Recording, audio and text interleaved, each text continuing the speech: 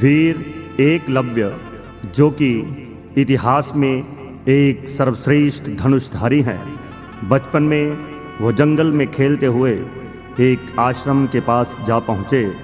उस समय के पांडवों के गुरु द्रोणाचार्य उस आश्रम में पांडवों को तीर अंदाजी सिखा रहे थे। ऐसा देख वीर एकलव्य के मन में इच्छा प्रकट हुई कि मैं भी एक अच्छा धनुर्धारी बनूं।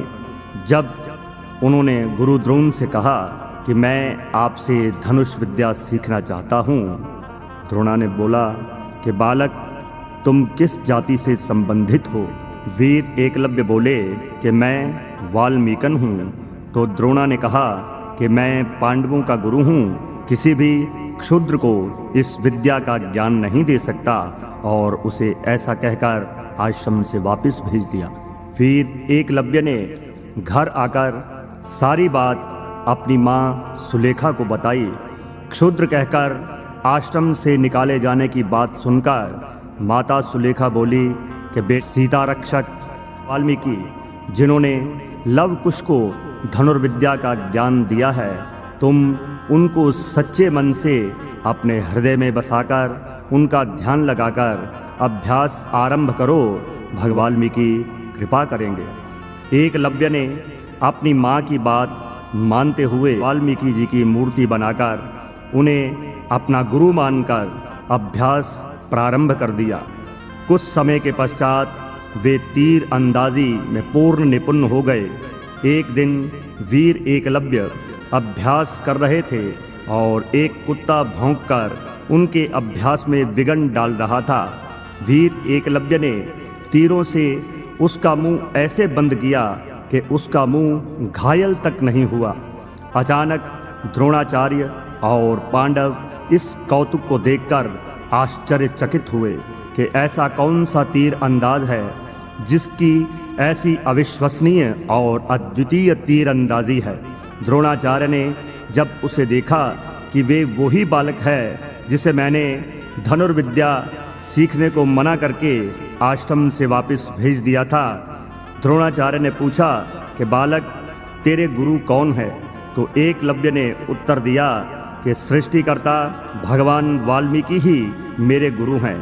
द्रोणाचार्य ने वीर एकलव्य से परीक्षा लेते हुए कहा कि अगर वास्तव में तू सर्वश्रेष्ठ धनुर्धारी है तो वो आकाश में उड़ रहा पक्षी जिसने अपने मुंह में एक दूसरे पक्षी को दबोचा हुआ है, तुम उसे इस तरीके से छुड़ाओ कि दोनों में कोई भी पक्षी घायल ना हो।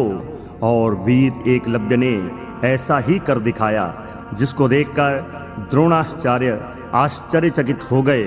उन्होंने कहा कि बेटा, मैं तो समझता था कि अर्जुन ही सर्वश्रेष्ठ धनुषधारी है, किंतु तुम तो उससे भी बढ़कर विश्व के सर्वश्रेष्ठ धनुषधारी हो। एकलव्य ने आदर सहित कहा कि गुरु द्रोणाचार्य, मैं क्या आपकी सेवा कर सकता हूँ?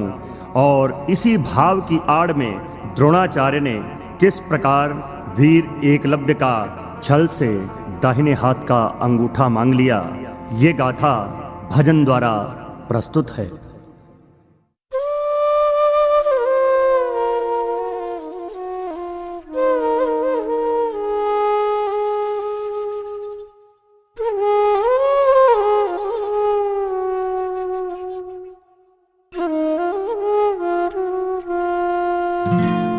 प्राण बचा दो, कला दिखला दो,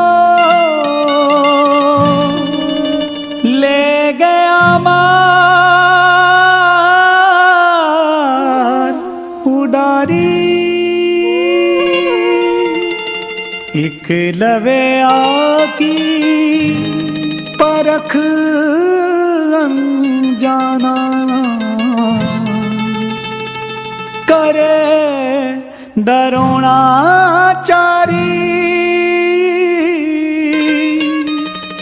करे द्रोणाचारी।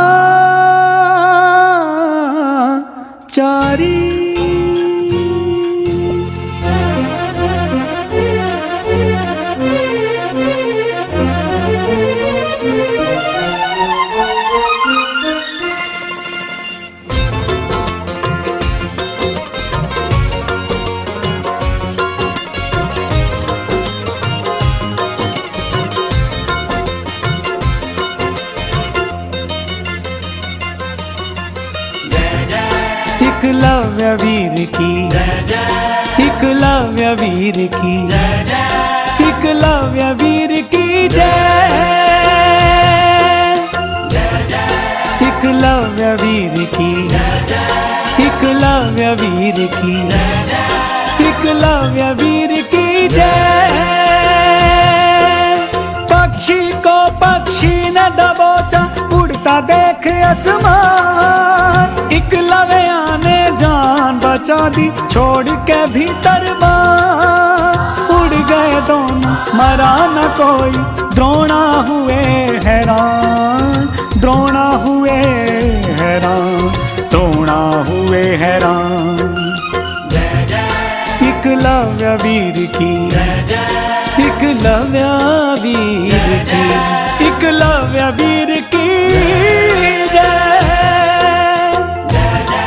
एकलव्य वीर की, एकलव्य वीर की, एकलव्य वीर की जय।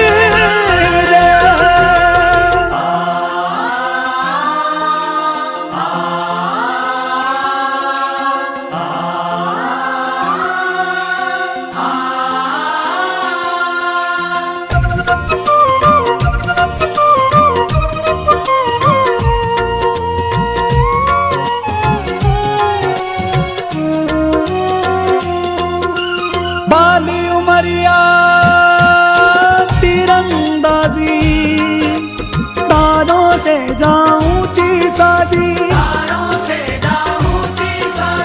चीर के पर्वत आकाश को जाए, क्या मजाल कोई जीते बाजी,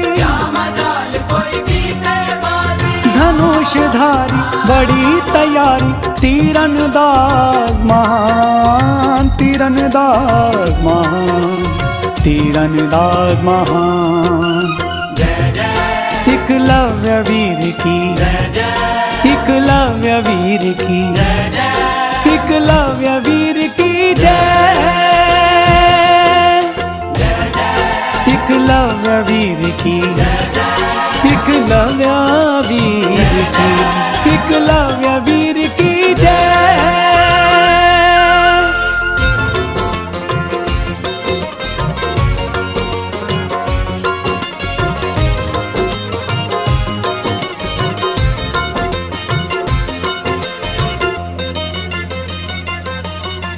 कहा डरोना गुरु हो भाई, कला कमाई कहाँ से आई, बोले एकलव्य वाल्मीकि रब, शक्ति द्वारा कला ये पाई, चाहूं पल में हाथ मिला दूं, कई अर्जुन बलवान, कई अर्जुन बलवान, कई अर्जुन बलवान। एकलव्य वीर की, एकलव्य वीर की, एकलव्य वीर की जय, एकलव्य वीर की, एकलव्य वीर की, एकलव्य वीर की जय।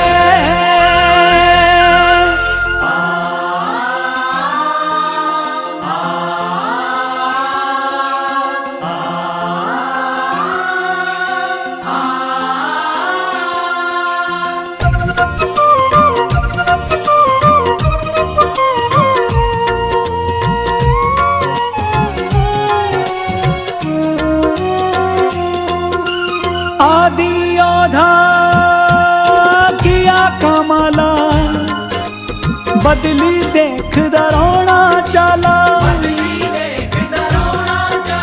मांगा दे दो मुझे अंगूठा, अरे नादान तू बड़ा निराला,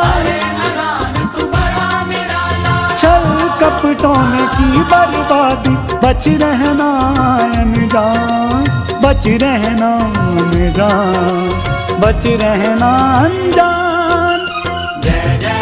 एकलव्य वीर की, एकलव्य वीर की, एकलव्य वीर की जय।